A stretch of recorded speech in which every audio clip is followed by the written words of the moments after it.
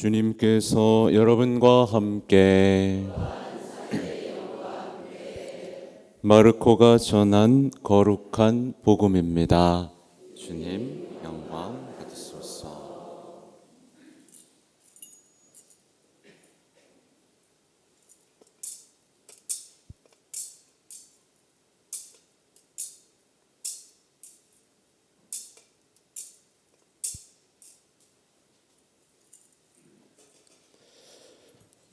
요한이 잡힌 뒤에 예수님께서는 갈릴레아에 가시어 하느님의 복음을 선포하시며 이렇게 말씀하셨다. 때가 차서 하느님의 나라가 가까이 왔다. 회개하고 복음을 믿어라.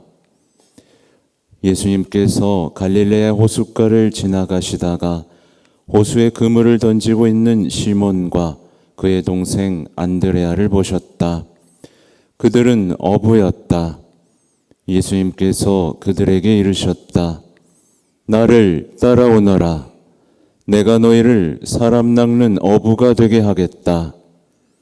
그러자 그들은 곧바로 그물을 버리고 예수님을 따랐다. 예수님께서 조금 더 가시다가 배에서 그물을 손질하는 제베데의 아들 야고보와 그의 동생 요한을 보시고 곧바로 그들을 부르셨다. 그러자 그들은 아버지 제베데오를 사꾼들과 함께 배에 버려두고 그분을 따라 나섰다. 주님의 말씀입니다.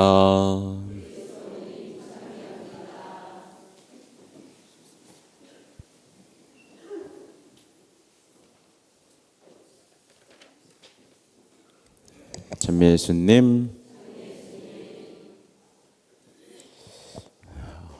아네스 있으십니까? 아네스 하나, 둘, 꽤 많네요. 축하드립니다. 오늘 아네스 축이네요.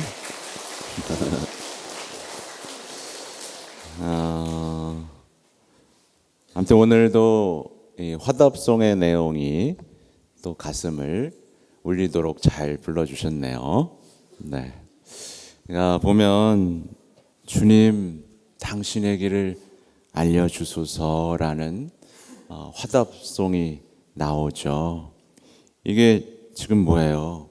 주님, 저희는 길을 잃었습니다.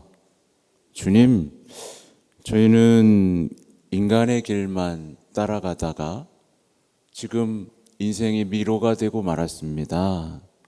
주님 어쩌죠? 당신의 길을 알려주십시오. 당신의 길이 우리의 길과 다르다는 것 이제 알겠습니다. 라고 우리는 이 시대에도 청할 수 있죠. 여러분 길 잘 알고 잘 가고 계신 거 맞아요? 네, 갑자기 또 작아지네요. 길을 모르면 어떻게 하면 되죠? 성경을 펼치면 되고 예수님 뒤를 따라가면 됩니다. 그 믿음조차 없이 이 자리에 앉아 있을 순 없는 거죠.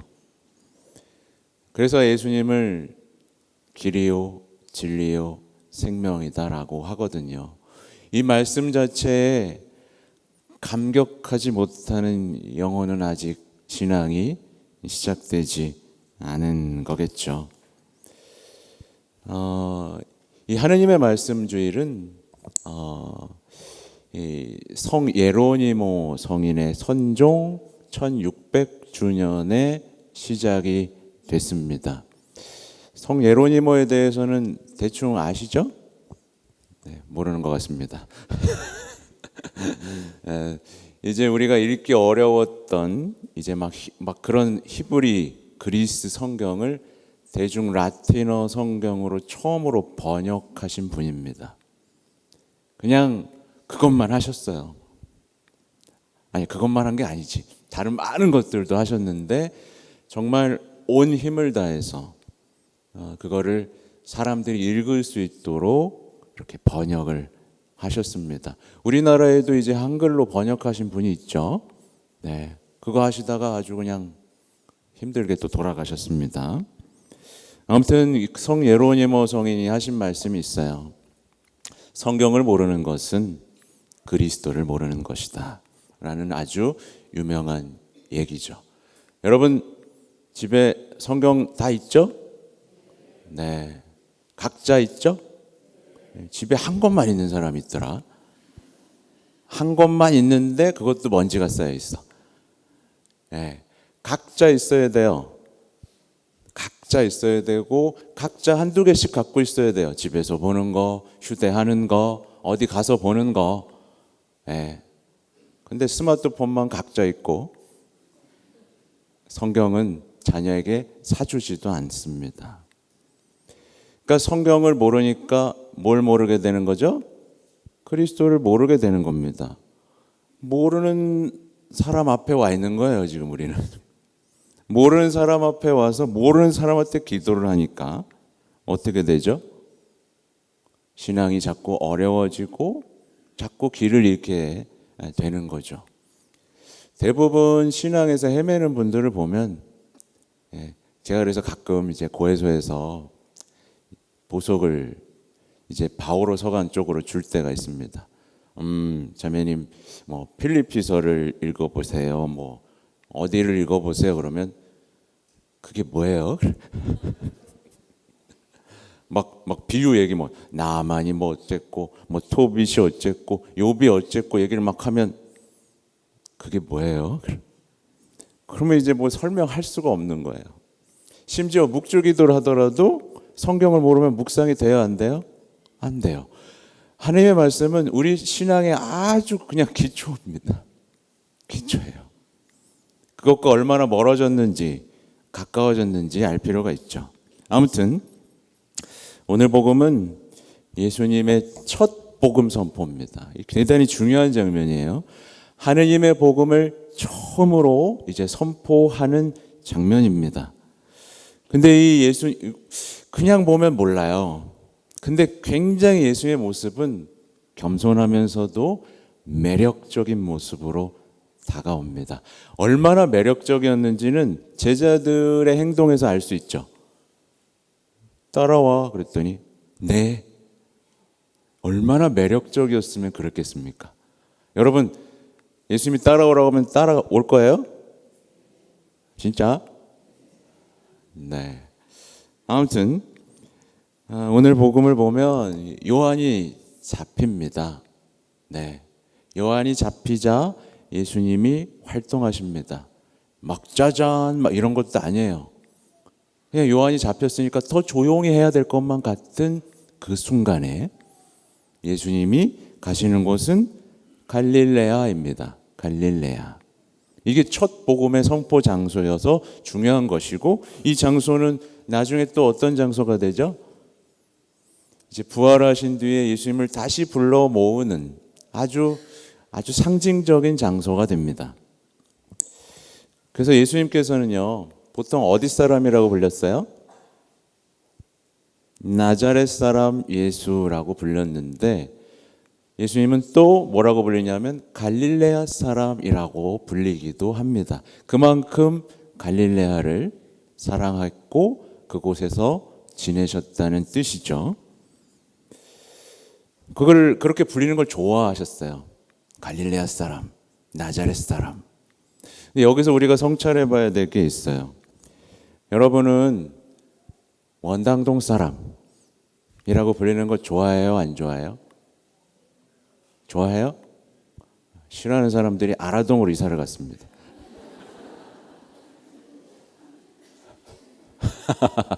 농담입니다. 예, 농담이면서도 약간 뼈 있는 농담입니다. 왜냐하면 이런 거예요. 여러분 서울 사람이라고 불리는 게 좋아요? 어디 뭐 아주 뭐 알지도 못하는 동네 사람이라고 불리는 게 좋아요? 그죠? 본색이 나오죠. 난 뉴욕 사람입니다. 나는 파리에서 왔어요. 이러고 싶어요? 어디 동네 시골 사람 취급받고 싶습니까? 이 본심이 드러나죠. 그러니까 예수님은요, 갈릴레아는 알려지지 않은 동네, 동네였습니다. 알려지지 않는 동네일 뿐만 아니라 심지어 뭔가 좀 어두운 동네였고 복잡한 동네, 갈등 있는 동네, 상처받은 동네였습니다. 문제가 많은 동네였어요. 근데 그 갈릴레아 사람이라고 불리기를 원합니다. 근데 많은 사람들이 이와 반대로 행동하고 있는 거예요.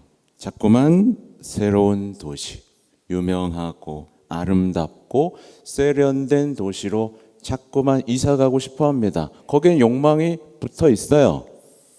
거기 사람이라고 나 송도 살아, 나 신도시로 이사했어, 이렇게 불리고 싶어 하는 욕망이 있는 거죠.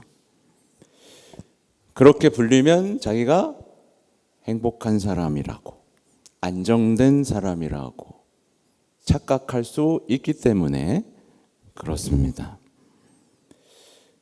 근데 이제 예수님께서는 반대예요. 참고로 저는 원미동 사람입니다. 원미동에서 서품을 받았어요. 여러분 원미동 사람들 아시죠? 네, 대충 아세요. 보통 문학을 좀 읽었다 하시는 분들은 교과서에도 나왔었죠. 제가 알기로. 아무튼 예수님께서는 중요한 겁니다. 처음으로 이제 마국간도 마찬가지예요. 당신의 탄생을 어디서 시작하셨는지는 여기 이미 나와 있지만 이제 당신의 첫 복음 선포를 어디서 시작하는지도 굉장히 중요한 겁니다. 예수님께서는 복음을 선포하는데 아무도 가고 싶어하지 않은 곳에서 시작을 하십니다. 그리고 아무 희망이 없어 보이는 곳에서 시작을 하십니다. 그냥 갈등, 어려움이 있는 그곳에서 당신의 시작을 하시는 거죠. 그래서 여러분, 신앙을 다시 시작하고 싶다면 바로 오늘의 복음을 집중해 봐야 됩니다. 그래서 연중 시기가 은총의 시기예요. 연중 시기는 예수님의 처음들을, 그 과정들을 선포하시고 배척받고 죽어가시는 그 여정을 충실하게 따라갈 수 있기 때문입니다. 그래서 보면 여러분 변하고 싶죠? 아무도 안 변하고 싶나? 여러분 신앙 때문에 여러분이 가진 신앙으로 여러분이 신앙 안에서 공부하고 기도한 이런 많은 노력들을 통해서 삶이 변화되길 원해서 이 자리에 온 거 아니에요. 그죠? 네. 잘 나가는 사람들 여기 안 와요. 여러분 아시죠? 네. 사회적으로 잘 나가는 사람들은 더 이상 신앙에 몸을 담고 싶어 하지 않아 합니다. 왜? 안 나와도 잘 되니까. 여기 오신 분들은 적어도 뭔가 문제가 있는 거예요. 힘들어. 내 힘으로 안 된다는 거 이제 알아. 한계를 넘어섰어 뭔가가. 그렇잖아요. 아니에요? 많이 말고. 아무튼 변하고 싶으냐, 구원받고 싶으냐, 예수님을 만나고 싶으냐, 그러면 이제 이 첫 시작에 대한 생각들, 묵상들을 좀 정리해 봐야 됩니다. 우선 예수님이 가신 곳에 가야 될 거 아니에요. 그래야 만나서 뭘 시작할 거 아닙니까? 그러니까 뭘 멈춰야 되냐면 지금 세상 사람들처럼, 지금 세상 사람들은 삶을 화장하기에 바쁩니다. 겉꾸미기에 빠져 있어요. 삶은 고장나고 멍들고 완전 썩어 문드러지고 있는데 좋은 차 사고 좋은 집 가고 좋은 곳 여행하면서 그걸 다 감추고 있어요. 그런다고 행복해지지 않아요. 그죠? 이게 바리사의 율법학자들이 했던 짓이에요. 회칠한 무덤이라고 불리죠. 속은 썩어 들어갔는데 겉으로 거룩한 척 잘 사는 척으로 꾸며버리지 않습니까?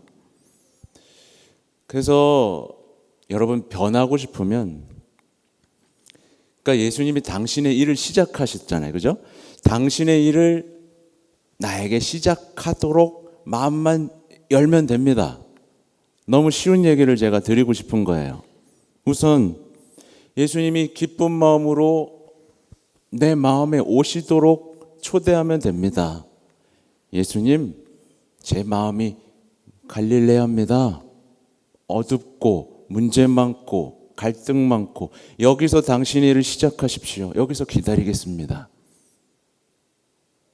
꾸미고 하지 말고 열어 보이는 거예요. 그죠? 그 다음에 예수님이 선포하신 소식을 있는 그대로 받아들이면 됩니다. 복잡하게 생각하지 마세요. 예수님 복잡하게 말씀 안 하셨어요. 뭐라고 하셨죠? 때가 차서 하나님의 나라가 가까이 왔다. 회개하고 복음을 믿어라. 다른 얘기 하셨어요? 이게 처음 복음이에요. 이거 기억해야 됩니다. 그래서 내 신앙에 때, 그 충만한 때라는 기쁨, 하나님 나라라는 희망, 회개, 믿음, 이게 기초에 깔리지 않으면 안 됩니다. 그래서 오늘 복음 듣고 그렇군요 예수님. 하나님 나라가 가까이 왔군요. 제가 뭘 해야 되죠? 회개하라고요? 회개가 뭐죠? 시키는 대로 하겠습니다. 믿겠습니다. 굉장히 단순하죠, 그죠? 오시도록 하고 받아들이면 됩니다.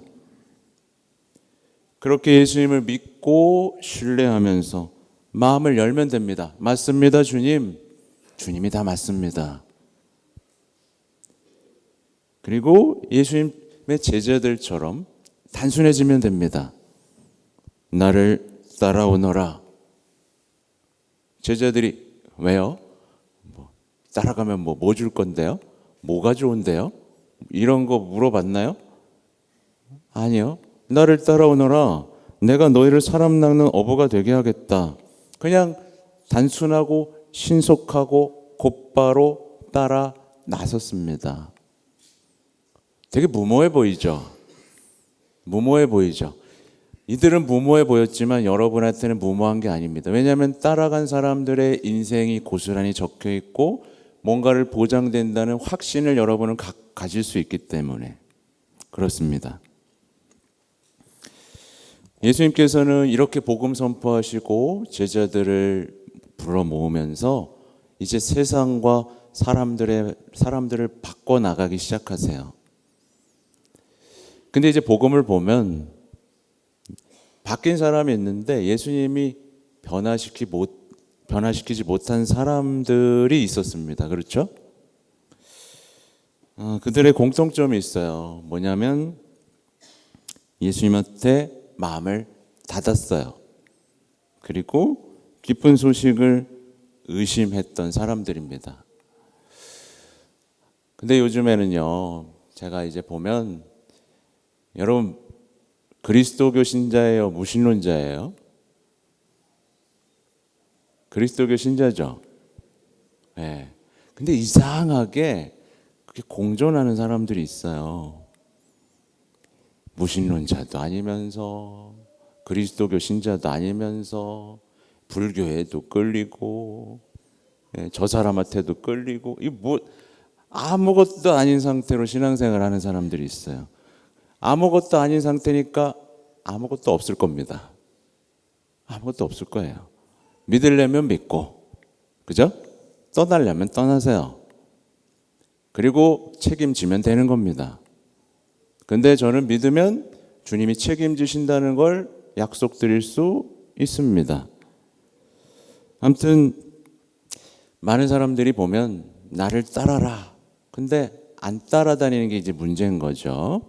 안 따르고 반대하고 질문하고 자신의 상황을 내세우고 이제 나를 내세우기 시작하면서 이제 반대하는 사람이 돼버리면 예수님은 바꿔요, 못 바꿔요? 네, 못 바꾸십니다. 아무튼 오늘 다시 한번 오늘의 복음을 제가 말씀드리고 싶은데 보세요. 예수님이 막 복잡하고 화려한 언변을 쓰신 게 아닙니다. 그렇죠? 그러니까 예수님께서는요 늘 비슷합니다. 단순하고 평범한 말씀으로 구원하십니다. 막 예수님이 붙잡고 나서 야 믿어야 돼. 너 믿어야 돼. 제발 좀 믿어. 이렇게 하세요? 안 하시는 거예요. 야, 믿어봐. 내가 이것도 주고 저것도 줄 테니까 꼭 따라와야 돼. 이런 거 하세요? 안 하십니다. 그냥 단순하게 선포하시고 지나가시다가 말을 거시는 거예요. 네, 때가 차서 하나님의 나라가 가까이 왔다. 회개하고 복음을 믿어라. 나를 따라오너라. 내가 너희를 사람 낚는 어부가 되게 하겠다. 이 두 문장이 인생을 바꾼 겁니다. 이 두 문장이 여러분의 인생을 바꾸기에도 충분한 말씀이라는 거죠. 그러니까 근데 이제 요즘에 조금 잘못된 그동안 경향들이 뭐였냐면 이 말씀이 무슨 뜻인지를 막 뜯어보는 거예요. 이 말씀 말입니다 하면서 하나님의 나라란 막 어떻게 될까요? 하나도 안 바뀌어요. 그죠? 이 말씀을 뜯어보고 살펴보고 공부하고 연구한다고 해서 삶이 바뀌지 않아요. 우리는요, 우리 마음을 한번 점검해 봐야 됩니다. 오늘의 말씀이 지금 내 삶을 흔들어 놓고 있는지를 보셔야 돼요. 나 정말 회개했나? 나 정말 믿고 있나? 나 따르고 있나? 이렇게 흔드는지 보셔야 됩니다. 하나님의 말씀은요, 그걸 마주하면 반드시 위기가 한번 옵니다. 왜냐하면 하나님의 말씀은 살아있고 쌍날칼 같아서 우리 삶의 죄와 모순들을 드러내거든요. 그래서 되게 아파요. 한 번은 아픕니다. 그래서 나는 평범하게 잘 살아왔다라고 생각했는데 어느 순간 이 말씀이 내 가슴 안에 들어오면 우리 삶을 밀어붙이기 시작합니다. 아니야, 너 지금 제대로 안 살고 있어 라고 자극을 하기 시작합니다. 그 막 뒤 흔들어 놓습니다. 난 뭐지? 막 뒤 흔들어 놔요. 그리고 이제 말씀을 듣다 보면 변명하게 됩니다. 주님, 어쩔 수 없었어요. 그 내 탓이 아니에요 라고 말을 하는데 그 변명 뒤에 숨을 수 없을 말씀도 막 쏟아붓기 시작합니다. 그럼 어떻게 되겠어요, 사람이? 그때부터 하느님의 말씀에 마음을 열기 시작하면 인생은 변하기 시작하는 겁니다. 그래서 여기 계신 모든 분들이 하나님 말씀의 그 힘과 위력을 좀 체험할 수 있으면 좋겠어요. 그래서 제자의 여정, 이 회개의 여정을 좀 시작할 수 있으면 좋겠습니다. 특별히 이제 보면 마지막으로 드리고 싶은 말씀이 있는데요. 뭐냐면 예수님이 하신 말씀인데요. 보면 예수님이 똑똑한 사람들한테 말을 거신 게 아니라 평범한 어부였죠, 그죠? 네, 평범한 어부였다는 걸 여러분 기억하셔야 되고, 또 하나는 그들의 생업의 자리에서 부르셨다는 걸 기억하셔야 됩니다. 그리고 그들이 알아들을 언어로 말씀하셨다는 걸 기억해야 됩니다. 왜 이걸 기억해야 되냐면 사람들은 자꾸 도망가거든요. 네, 저는 그냥 평범한 사람입니다 라고 자꾸 도망가요. 저는 제가 살기 바쁘거든요 라고 도망가거든요. 근데 어부는 평범했고 말씀은 내 생업 가운데 주어집니다. 그렇죠? 네. 그리고 예수님의 말씀은 결코 어렵지 않았습니다. 그들의 언어, 그래 사람 낚는 어부 되게 해줄게 라고 말했습니다. 아주 단순했죠. 그리고 또 하나 있는데 뭐냐면, 야, 너 따라오려면 저 그물도 버리고 배도 버리고 아버지도 버리고 다 버리고 와, 이렇게 하신 게 아니라 그냥 따라와 그러셨어요. 그리고 나중에 나를 따르려면 하고 설명하시기 시작했죠. 그러니까 우리가 생각하는 것과 좀 많은 다른 역동들이 일어나고 있습니다. 그래서 오늘의 복음과 분명히 마주하시고 삶을 바꾸는 하나님의 말씀, 예수님을 따르는 삶의 아름다움이 여러분 삶에 펼쳐졌으면 좋겠습니다. 아멘.